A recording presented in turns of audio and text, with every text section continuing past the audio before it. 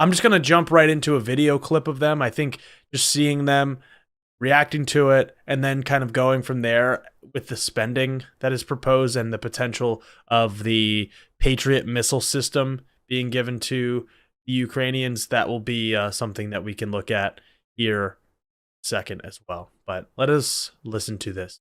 Mr. President, great honor for me to be here. Dear journalists, thank you so much for invitation. I really wanted to come earlier. Mr. President knows about it, but I couldn't do it because the situation was so difficult. And now, if I came in that we control the situation, and because of support. And first of all, because of your support, and I understand that we have very important topics and we'll discuss them, everything, so many challenges in Ukraine, in Europe, in the world, and from energy to situation on battlefield, but first of all, all my appreciations from my heart, from the hearts of Ukrainians, all Ukrainians, from our nation, strong nations, all the appreciation to you, first of all, Mr. President, for your big support and leadership. Of course, Europe, many countries helped us and are helping now, because the war is not over. It's a bit, but anyway, but that is your leadership. Thank you, first of all.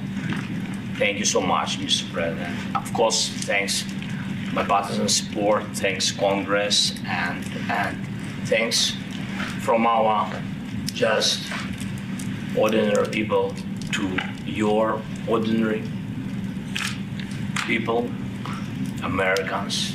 I really appreciate. I think it's very difficult to understand what does it mean when we say appreciate, but you really have to feel it. And thank you so much. Great honor to be here. And yesterday I was on Donbass in Bakhmut. That is the place on the east of our country. You know it, all the details. We had so many phone calls and spoke detailedly about it. And I want to give you something. One guy, he's really real hero, real captain. This is pretty nice. And he asked me to pass his award. And he asked me to pass his award to President Biden. And you will understand, he is the captain of HIMARS battery. Yes, he's very brave, and he said, give it to very brave president. And I want to give you, that is the cross for military merit. That is one. Oh, God love you. Yes, that is from him, and I have the list. He wrote the list. Yes, I didn't read, Mr. President. I can't read. It's not it's in Ukrainian language, but here the translation. It's from him. And his name is, I have his name, I can Yes, contact him? yes. Pablo. Pavlo, tak. Well, undeserved, but much appreciated. Thank you. Thank you. Thank you. He said that all many his brothers, this system saved. So thank you very much. Well, we have a tradition here, and I will give it to him. My son, who fought in Iraq, they have what they call a command coin. You've seen those coins you get on the battlefield. I will make sure that he gets one of those. Great. Give me, I will give. So there you have it. That is Zelenskyy visiting with Biden at the White House. And it is him sharing basically a War Heroes award. You know, maybe the equivalent, I think the equivalent probably is a Medal of Honor being given to President Biden. Of course, caveat being Zelenskyy is here for a specific reason, to get continued support. I do think it's important to just note the importance of this, like having him being here. It's the first time I think he's been, I'm pretty sure, like 90%, 99% sure. This is the first time Zelenskyy has been able to travel to the United States, definitely since the war started, but I'm pretty sure since Biden's become president, and that means something. I feel like we've continued to lose a little bit of that symbolic patriotism sometimes around these things, for better or for worse. Again, like, I'm somebody that I think some norms are silly, but I do think, heads of state meeting is important. Diplomacy is important. Holding up and funding democracies against autocracies is important. There are people that are on the left that will disagree with funding for the Ukrainian effort. I think there's a fair pushback in saying, to what end are we going to do this? But at this point in time, I support continued funding. And frankly, well, we'll get to the spending piece here in a second, but frankly, the continued support morally, I guess financially, really want to just talk about that, politically, spiritually, sending that to Ukraine is important. I don't talk about this that much on the show because there's not like usually that much to update on, where it's like, we know they're at war and all that stuff. And frankly, this time last year was when we started to hear the rumors of Putin moving his troops towards the border. Remember that under the Obama administration is when Crimea was taken. So basically the civil war, although was kind of catapulted in February of this year, largely Ukrainians and a lot of people in that area have viewed the civil war as starting from, well, not civil war, this war, because it's not a civil war, but this war starting back in the Obama administration. So for all this to be happening and this discussion to be happening, it is important. And for him to be here in America is important. And I think, again, the symbolic gesture and nature of Zelenskyy being on the front lines, standing with his troops. I mean, you guys all remember the videos of him doing this. It means something.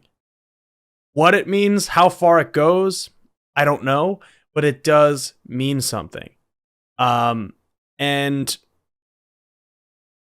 I am not in any way somebody that just willy-nilly is like, yeah, let's just keep funding, defense spending. Let's just keep, increasing the military budget. Let's just keep doing this or that. But this is one of those exceptions, I think, where the right move is funding Ukraine to protect their own sovereignty of their own nation as an ally, as a, they're not part of NATO, but as that bordering state for NATO, with the potential of, missiles hitting Poland or all this stuff happening over the last couple of months, it is vital to see cooperation between the United States and Ukraine against a dictator in Vladimir Putin. There are people, again, on the left that have said, the far right is going to rise in Ukraine. There's this contingency and that contingent.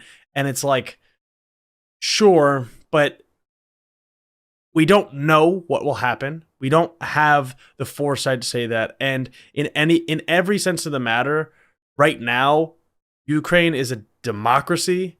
It operates as such. Zelenskyy was just an actor who was elected to be president.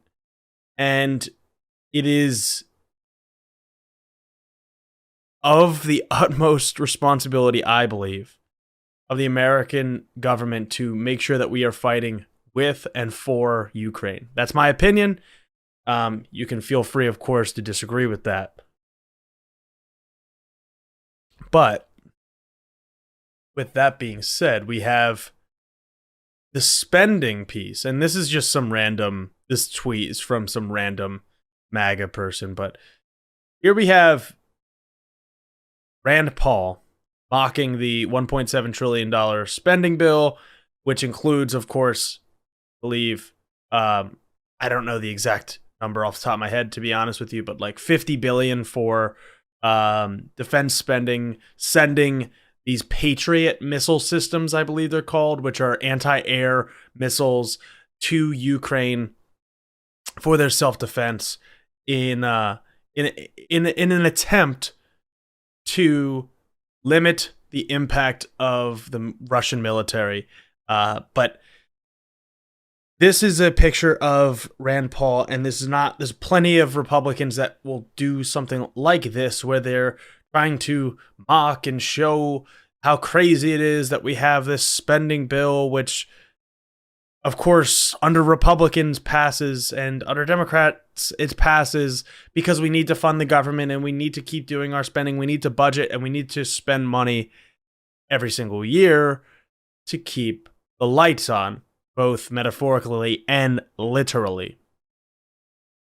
So folks like Rand Paul will vote for increasing the military budget an extra $50 billion over what the military asks. And they do this every single year, arbitrarily inflating the military budget annually that we know of in discretionary spending over $800 billion, nearly $1 trillion, outspending the next 10 to 14, depending how you want to slice it, the next 10 to 14 militaries combined. That includes Russia, China, all these major countries.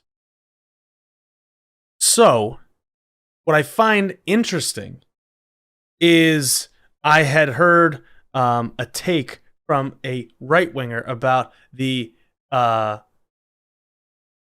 possibility of, oh, well, why are we going to send all this money? We don't need to send. Actually, I think we'll hear it in my America Fest clips that I have pulled. But we're going to send all this money. Well, shouldn't we want to spend the money on this, that, and the other thing when our military needs it, or this, that? It's the mental gymnastics that they have to jump through are ludicrous. But let's remind ourselves, the money that is being spent, again, I am not somebody that is pro-military